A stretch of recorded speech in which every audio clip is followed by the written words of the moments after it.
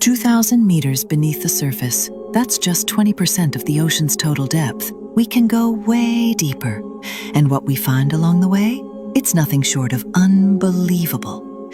At 2,000 meters, or 2 kilometers, you'd expect total darkness. No sunlight reaches here. And yet, you start seeing tiny lights glowing in the black. That's because we've just entered the bioluminescent zone, where almost 90% of sea life glows in the dark just to survive. One of the creatures here? A small, terrifying thing known as the abyssal dragonfish. But its teeth? 5 times sharper than a piranha's. Now let's drop down to 3,800 meters. This place is legendary because it holds the wreck of the Titanic. Yes, the real one, lying silent and broken nearly 4,000 meters deep. Keep going. We reach 5,000 meters and officially enter the abyss zone. If you thought we were deep before, this is just the average depth of the world's oceans. Life is barely hanging on. You'll only find strange sea cucumbers, giant glowing jellyfish the size of humans, and long-legged abyss crabs. Let's go even further, down to 6,000 meters, into the Hadal zone. This place is hell underwater. The water temperature, never above 4 degrees Celsius. And the pressure, over 1,100 times greater than on land. To help you picture that, it's like carrying 335 full-grown African elephants on your shoulders. Yeah, that heavy. But now let's flip the view. From the deepest point on Earth to the highest, Mount Everest, standing tall at 8,848 meters, the tallest thing we've got. And yet, Everest could fit inside some of the trenches in the ocean and still wouldn't reach the bottom. Because in 2012, director James Cameron took a solo dive down to 10,898 meters. He stayed there for 3 hours. He described it as a lunar desert. No life, no movement. Just the sound of his sub creaking under pressure. And get this, back in 1960, 2 men went even deeper. They reached 10,960 meters. That's nearly 11 kilometers straight down. To put that in perspective, that's the same altitude commercial planes fly at, but instead of soaring through clouds, they were sinking into black silence. So next time you jump into the ocean, just remember, you're swimming above a world almost no one has seen. But now, let's leave the water and step into the trees. You take your first step into the Amazon rainforest, and that's just 0.0001% of it. We can go way deeper, and what we find along the way, it's nothing short of terrifying. At just a few kilometers in, you're already out of range from most roads, most rescue, most contact with the outside world. The air thickens, the sky disappears, and the jungle begins to close around you. You'd think it would be peaceful here. Birds, trees, rivers. But it's not. It's alive, and it's watching. This is the territory of the bullet ant. Its sting, described as the most painful in the entire insect kingdom. But you keep going. You reach the mid-jungle layers. Humidity climbs to 90%. Your sweat doesn't evaporate, you just stay wet. Every breath gets heavier. And now, you're surrounded by things that can kill you, just by being touched. Bright frogs called Phyllobates terribilis. Beautiful, silent, lethal. One carries enough venom to kill 10 men, and it doesn't need to bite. Just sitting on your skin is enough. Keep walking.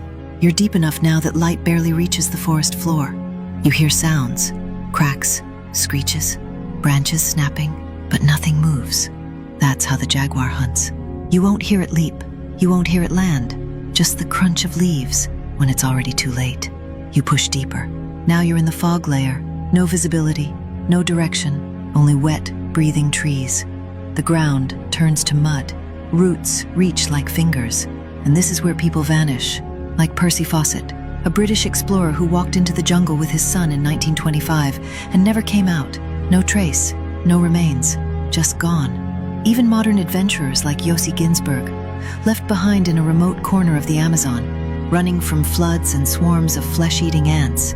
And still, we've only scratched the surface, because over 80% of the Amazon rainforest remains unexplored, unmapped, untouched.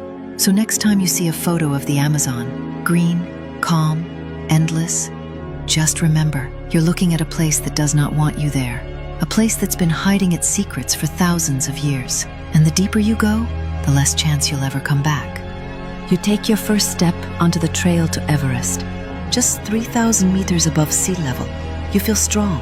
The air is thinner, sure, but you can breathe, you can move. And yet, this is where most people already start to lose. Muscles burn faster, your brain works slower, you lose water with every breath. And you haven't even reached base camp. Keep climbing, 5,364 meters. You're now higher than any mountain in Europe.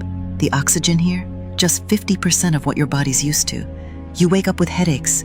You stop sleeping well. Simple tasks feel like marathons. And this is still considered the safe part. Now we go higher. 6,400 meters, Camp 2. Here, the risk of HAPE begins. High-altitude pulmonary edema. Your lungs fill with fluid. You feel like you're drowning while you're still walking. You cough blood. You shake with cold, even when wrapped in heat. And still climbers keep going. 7,200 meters, Camp 3. Your body starts eating itself. It can't recover. It doesn't want to. You're burning 6,000 calories a day, but eating barely half of that. Muscles waste, thoughts blur, sleep turns into strange half-dreams of panic and silence. 8,000 meters, the death zone. This is where your body starts dying, slowly, quietly, inevitably. No matter how strong you are, your cells begin to shut down. You lose control of your fingers. You forget where you are. You stop feeling your feet. The oxygen level here, only 30% of sea level. Not enough to sustain life for long. Every second you spend here, your brain is starving and your heart is racing itself to death. This is where climbers disappear. Like David Sharp, who sat down to rest in the death zone and never stood up again. Or Frances Arsentieff, the first American woman to reach Everest's summit without oxygen. She made it to the top, but didn't make it back down.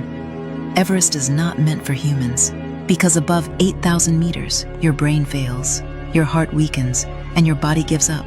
So next time you see a photo of Everest, sunlight bouncing off its white peaks, calm, powerful, eternal, just remember, you're looking at a place that slowly kills you the higher you go, a place that doesn't care how many people have stood on its summit, because up here, you don't conquer the mountain,